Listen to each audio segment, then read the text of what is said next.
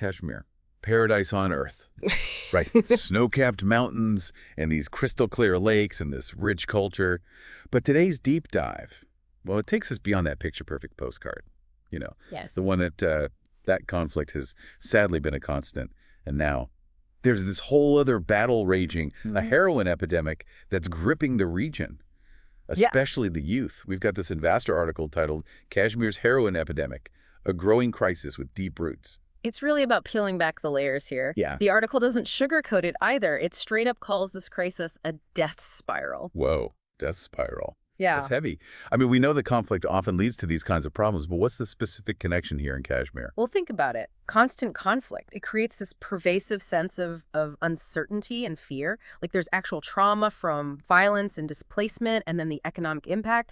Opportunities just vanish, leaving people feeling trapped and hopeless. It's like the article says, heroin becomes this escape hatch, a way to numb the pain, even if it's just temporary. So it's not just about escaping reality.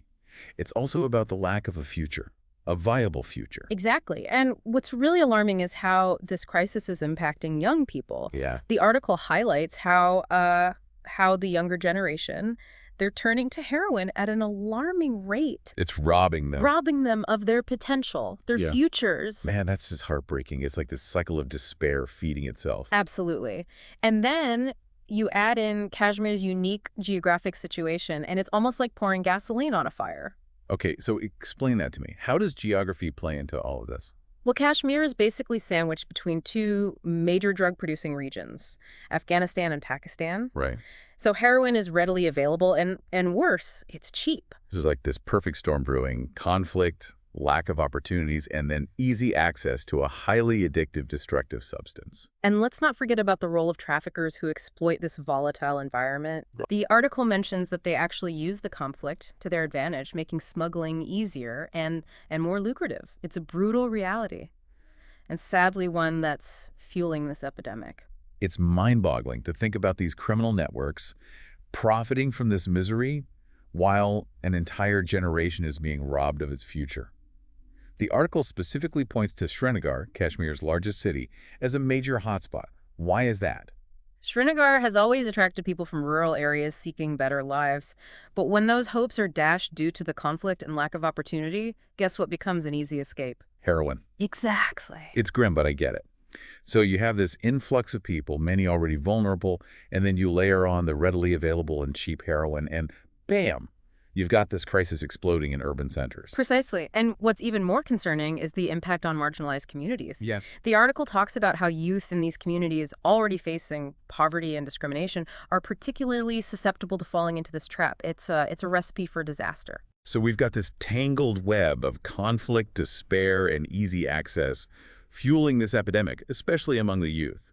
But what are the real-world consequences? I mean, we're not just talking about individual struggles here, right? Right. We're talking about an entire society on the brink. And that's where we'll pick up after a quick...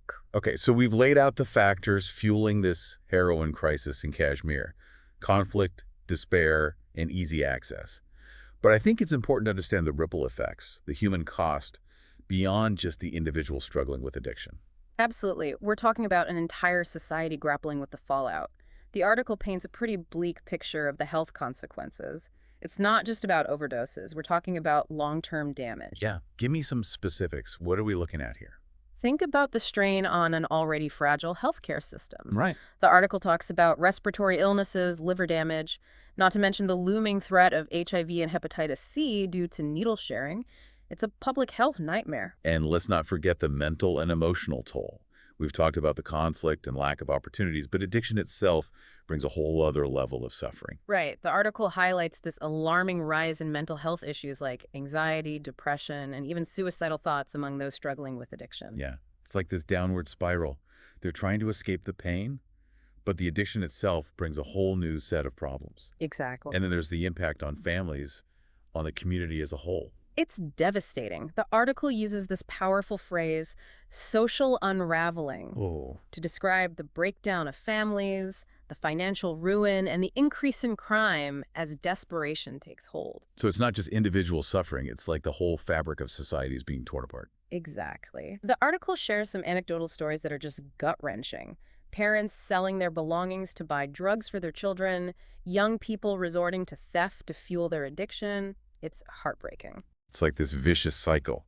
Addiction breeds crime, further destabilizing the community, which then pushes more people towards seeking that escape, that temporary relief from the chaos. Right. And then there's the stigma, right? That just adds another layer of complexity to all of this. Absolutely. The stigma surrounding drug addiction in Kashmir, like many places, is incredibly strong. People are terrified to admit they have a problem, terrified of being ostracized by their families and communities. It means they don't seek help. They suffer in silence, and the problem only gets worse. Right. It becomes this hidden epidemic festering beneath the surface. So we've got this perfect storm of factors creating this crisis, and then these devastating consequences that ripple outwards, impacting the entire community. It's bleak. But I'm curious, does the article offer any solutions? I mean, where do you even begin to tackle something this complex? Well, the good news is that the article doesn't end on a completely hopeless note. It outlines a multifaceted approach, emphasizing that there's no quick fix, no magic bullet. Okay, so what's the first step? What needs to happen? Addressing the treatment gap is crucial. Right now, there's a severe shortage of rehabilitation centers and mental health services in Kashmir. Existing government programs are often overwhelmed and underfunded. So basically, there aren't enough resources to meet the demand. Right. But it's not just about building more centers. Right. We've talked about the stigma and how that prevents people from seeking help in the first place. Exactly. There needs to be a massive effort to change attitudes, to break down the stigma surrounding addiction. The article talks about the importance of public awareness campaigns, educating people about addiction as a disease, encouraging those who are struggling to come forward and seek treatment. That makes sense. It's about creating a culture of support, not judgment. But how do you do that in a place where the stigma is so deeply ingrained?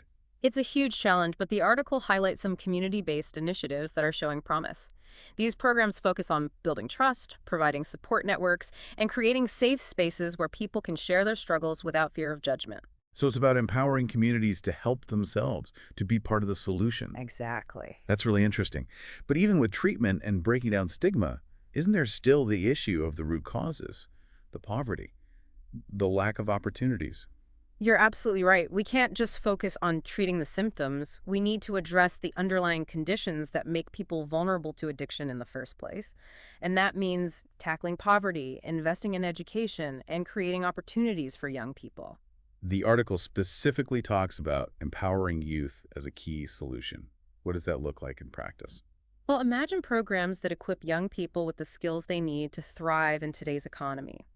Think vocational training, entrepreneurship workshops, anything that gives them a sense of agency, a belief that they can build a future for themselves. So it's about giving them hope, a reason to believe that there's something beyond the despair and the escape offered by heroin. But even with all of that, there's still the issue of the drug supply itself. Right. We can't ignore that elephant in the room. Absolutely. And this is where things get even more complicated. Okay, lay it on me. What are the challenges here? So we talked about treatment and breaking down the stigma and addressing those root causes like poverty and lack of opportunity. But you said things get complicated when it comes to tackling the supply of heroin itself. What makes this so tricky? Well, remember how we talked about Kashmir's unique geography earlier, being nestled between Afghanistan and Pakistan, two major players in the global drug trade. It creates this incredibly porous border region. Right, so it's not just about catching a few smugglers here and there. It's about stemming the flow of heroin from these massive production hubs. Exactly. And then you factor in the ongoing political tensions in the region, the distrust between these countries, and the fact that these trafficking networks, they're sophisticated and often intertwined with other criminal activities. So it's like trying to untangle a giant knot. But the knot is made of barbed wire, and it's constantly moving. That's a pretty accurate analogy. The article stresses that effective law enforcement, it requires a level of cooperation that, frankly, has been elusive in this region. So what's the answer then? I mean, are we just doomed to watch this crisis unfold because of geopolitical complexities? Not necessarily. The article actually points to some examples of cross-border initiatives that have shown promise, even if they've been limited in scope. Okay, give me an example. What kind of initiatives are we talking about? Well, there have been instances of intelligence sharing between India and Pakistan, Okay. leading to the disruption of some major trafficking operations. There have also been joint training programs for border security forces. Yeah. aimed at improving coordination and capacity. So there is some precedent for collaboration, even if it's been sporadic. But I imagine scaling those efforts up is a whole other challenge. Absolutely. The article argues that true progress, it requires a sustained commitment from all the major players, Yeah. a willingness to put aside political differences, and to prioritize the human cost of this crisis. And that's a big ask, especially in a region with such a long history of conflict. But I guess it goes back to that idea we talked about earlier. This isn't just a local issue. It's a shared problem that demands a shared solution. Right, and that's where the international community can play a crucial role. Okay, so what does that look like? What can the global community do to help? Well, for starters, providing financial and technical assistance to support those cross-border initiatives we talked about, Okay. helping to build capacity, strengthen institutions, and investing in technology that can help monitor and disrupt these trafficking routes. So it's about providing the resources and expertise that might be lacking on the ground. What else? Putting pressure on governments to prioritize this issue Right. and to hold them accountable for making progress. Diplomacy, sanctions, even just shining a spotlight on the human cost of inaction. These can all be powerful tools. So it's about using a combination of carrots and sticks, incentives and consequences, to push for meaningful change. But beyond governments and international organizations, what about us regular people? Can we do anything to help? Absolutely. Raising awareness is huge. The more people who understand the complexities of this crisis, the more pressure there is on governments to act. Supporting organizations that are working on the ground, that's another powerful way to contribute. So even small actions like donating to a reputable NGO or sharing information about this issue on social media can make a difference. Definitely. It all adds up. Remember, this crisis, it's a symptom of larger global issues: poverty, conflict, inequality. By addressing those root causes, by working towards a more just and equitable world, we're also contributing to solutions for Kashmir and countless other places that are facing similar challenges. We've covered a lot of ground in this deep dive, from the idyllic image of Kashmir to the harsh realities of his heroin epidemic, and then the potential paths forward. It's heavy stuff, but I think it's important to remember that even in the face of seemingly insurmountable challenges, there's always hope. Exactly. Hope in the resilience of the Kashmiri people, hope in the power of collective action, and hope in our shared humanity. So to our listener, we leave you with this final thought. The crisis in Kashmir, it's a reminder that the world is interconnected, that the choices we make, the actions we take, even those that seem small, can have a ripple effect. What will your ripple be?